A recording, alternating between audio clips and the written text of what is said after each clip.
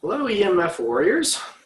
I am Mr. Spock here at emfwarriors.com, of course.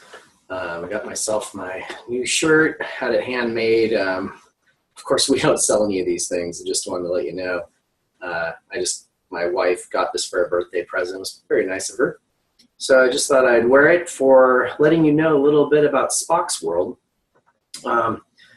I wanted to kind of let you guys in on a little secret that back in the early 1990s, I started to experience electrosensitivities. And even though it's been a long, long time since then, really it's been in the last like maybe 8-10 years that I even learned about EMFs and put all the connections together and realized I've been pretty much electrosensitive most of my life. I don't have the major problems, at least at this point in my life, with electrosensitivities, but I do get tinnitus in my ears when I'm around any kind of, and usually actually more magnetic and electrical fields, unless the radio frequencies are usually above like 2 to 3 milliwatts per square meter, something like that. If I'm in that kind of density of a radio frequency, I guess, which is pretty common nowadays, right? But if I'm in that kind of range of intensity, I'll get it coming on maybe 10-15 minutes. Tinnitus will kick in. Usually it will last for, until I'm out of the radio frequency field or the milligauss field or whatever it is. Usually it's another like 20-30 minutes after the exposure that the tinnitus goes away. I noticed just for my personal world, recently in the last month, I've cut out all caffeine out of my diet and noticed that the caffeine had it somehow impacted the tinnitus, where if I was eating a lot of dark chocolate, 85%, or if I ever had a coffee, then on that same day, and I was also exposed to an EMF, the tinnitus would be stronger, like I'd hear it more, it'd be louder in my head, and then it usually would take longer for it to fall off. So it's interesting how certain things I'm suspecting you can eat can have an influence on your mechanisms and what's going on. So I like to practice eliminating things out of my diet rather than a lot of people are in the mindset of adding things to their diet to try to help themselves. So it's add this supplement or add this food and all this. Well, I do the opposite approach. I do more of the the fasting approach. I will fast for 48 hours or something just to see if my issues resolve after fasting. Usually it takes even longer, like several days or weeks. I'll go without a specific food if I find that, oh, maybe it's beneficial or problematic, just to test it, right? So I really have the mindset of eliminating things out of the diet rather than adding things to the diet to test, right? You got to do both.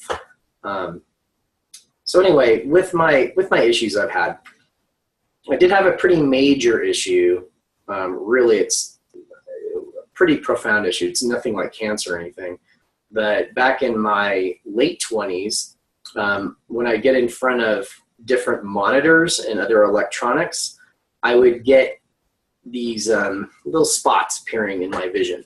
I'm actually wearing these now, not for that reason of the spots, because really what the spots ended up being were blood, the capillaries in the back of the retina, kind of bursting blood into the eye and causing the blood to kind of dry there. So I'd be looking through the blood, and of course it would create a blind spot.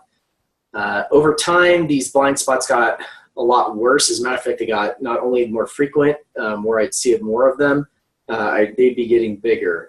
At one point, I had a spot that was probably out to here. It looked like the size of a dime looking through it. And when I had that one, I couldn't read anything. If I tried to work on the computer, I'd almost have to work like this with one hand, just so I'd be looking through the good eye without the spot, or it would just that difference of looking through it at the same time would just make me dizzy, give me vertigo, give me all kinds of problems, right? So back in the day, like I related it to, I would usually have a meal, and after the meal, about 10, 15 minutes later, the meal would, something about the meal would often invoke the spots to appear. And I typically had a meal at my desk, like at work or like at home at the computer. And I never put two and two together. This was like 20 years ago. I never put two and two together that what if I was in a field, and then I also am lower redox, and I have a way more glutamate excitotoxicity. So I eat a food, and it's almost like a catalyst for what's already going on. So at that time, I figured out, as a previous biologist, right, like before I entered the tech industry, I researched all of it and figured out that, oh, if I could block the receptor sites of glutamate, maybe that would go longer into helping me with these eye spots and the bursting of the blood and stuff. So I tried to hack it with a lot of different things, magnesium and taurine, and it seemed to help. I took zeaxanthin and lutein and a lot of the carotenoids just to see if that would help repair the eye vision, but really nothing seemed to like make the spots go away faster or like prevent the spots from happening in the first place. So back at that time, like more in my early 30s, I just decided to run a marathon for other reasons. I had some lung issues. I wanted to test my lungs, but I got out into the morning sunlight and realized that when I'd walk around in the morning, I wouldn't get any spots in my vision. Now, I wasn't wearing sunglasses either.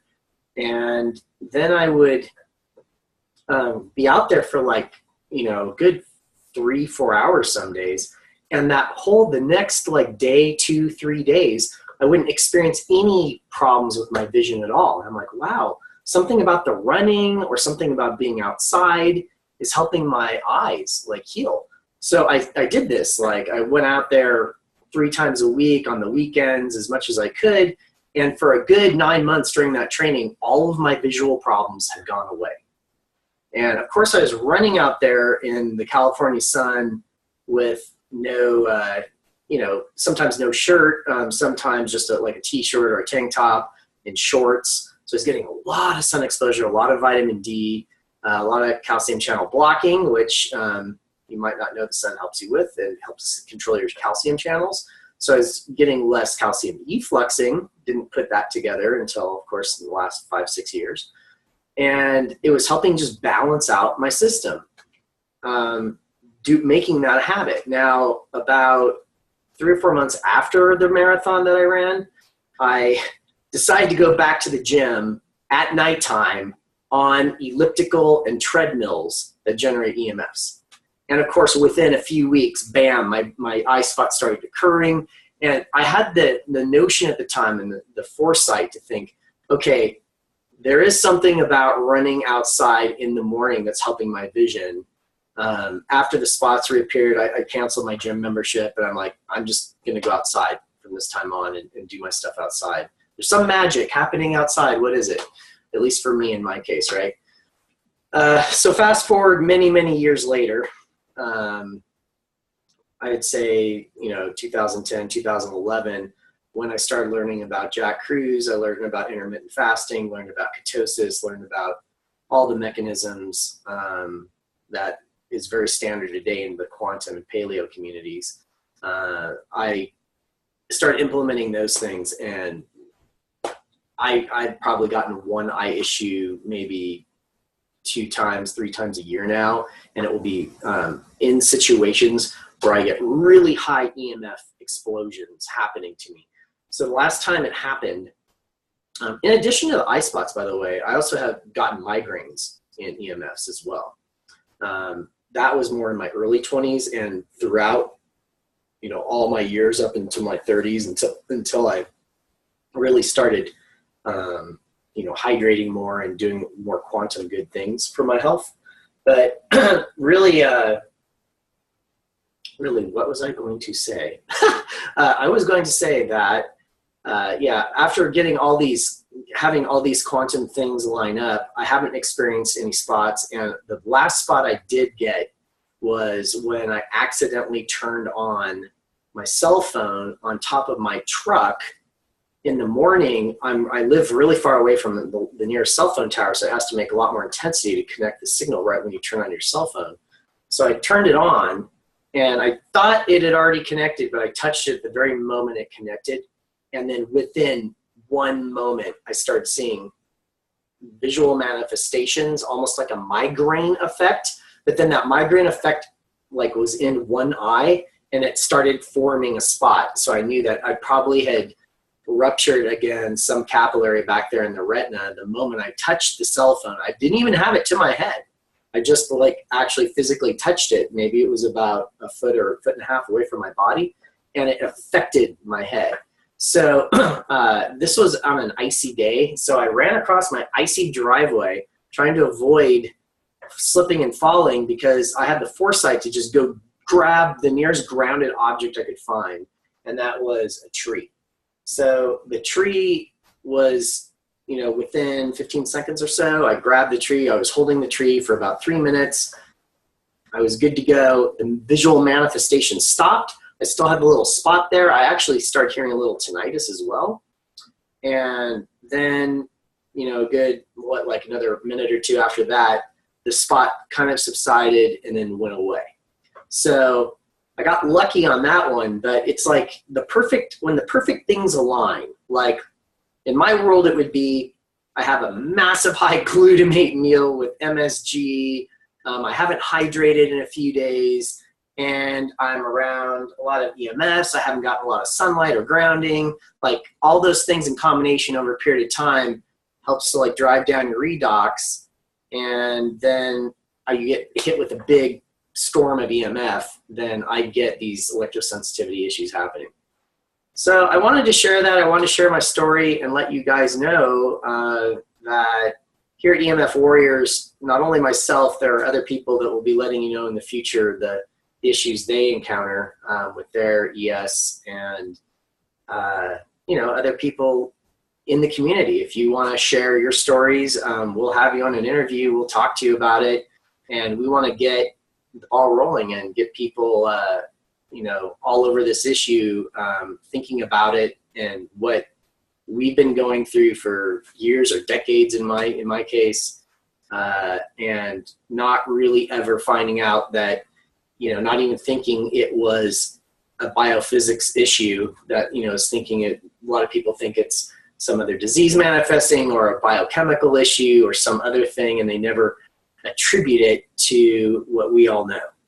So, all right, I will end it here, and best of luck to all of you. Hope to see you and talk to you in the community very soon. All right.